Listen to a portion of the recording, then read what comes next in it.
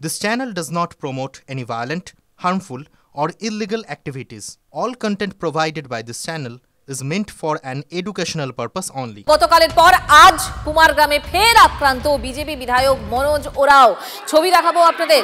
কুমারগ্রামের বিথি বাড়িতে বিজেপি বিধায়কের গাড়িতে ভাঙচুর, বাঁচাতে গেলে নিরাপত্তারক্ষীদেরও মারধর করা হয়। দীপক বর্মন এই মুহূর্তে আমাদের সঙ্গে রয়েছেন, বিজেপি বিধায়ক, তার সঙ্গে আমরা কথা বলবো। দীপক বাবু, আপনি তো গতকালও ছিলেন এবং আজকের ঘটনার প্রেক্ষিতে আপনি কি বলবেন? আবার আজকে ধরনের ঘটনা ঘটলো কেন? দেখুন, আসলে এগুলো কোনো বিচ্ছিন্ন ঘটনা নয়। প্রত্যেকটি ঘটনা অর্গানাইজ, এবং সরকার যদি, সরকারি প্রশাসনিক দল, সেই দল যদি কোনো এরকম আক্রমণাত্মক কোনো ঘটনা আয়োজন করে, সেটা ঘটবে, এটাই স্বাভাবিক ঘটনা।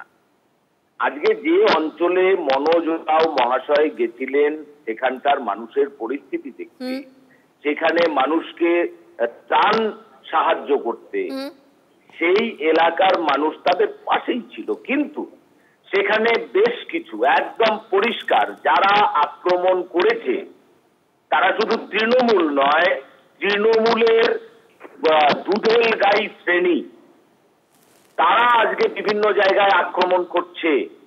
এই বিষয়টা পরিষ্কার করে দিচ্ছে যে এই জামাতিরা, তৃণমূলের যারা একটা টিম, এই জামাতিদের দ্বারা সর্বত্র বিজেপিকে হেনস্থা করার চেষ্টা চলছে, এবং আরো পরিষ্কার বিজেপিকে হেনস্থা করার চেষ্টা এবং পরিকল্পিতভাবেই এই ঘটনা হচ্ছে বললেন দীপক বর্মন, বিজেপি বিধায়ক।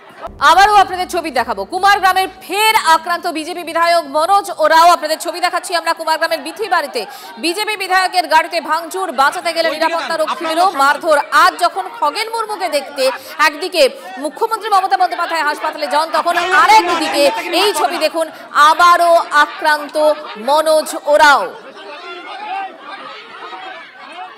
দেখুন, আপনাদেরকে ছবি দেখাচ্ছি আমরা। গতকালের পর আজ কুমারগ্রামে যখন আবারও আক্রান্ত হন বিজেপি বিধায়ক মনোজ ওরাও, সেই সময়কার ছবি, এবং একই সঙ্গে খগেন মুর্মু অসুস্থ, তাকে দেখতে হাসপাতালে যান মুখ্যমন্ত্রী মমতা বন্দ্যোপাধ্যায়।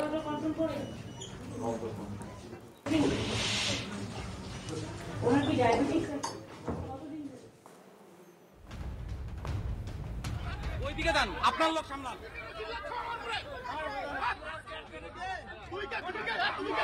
আপনার লোক সামলান, নেতাগিরি মারতে হবে না।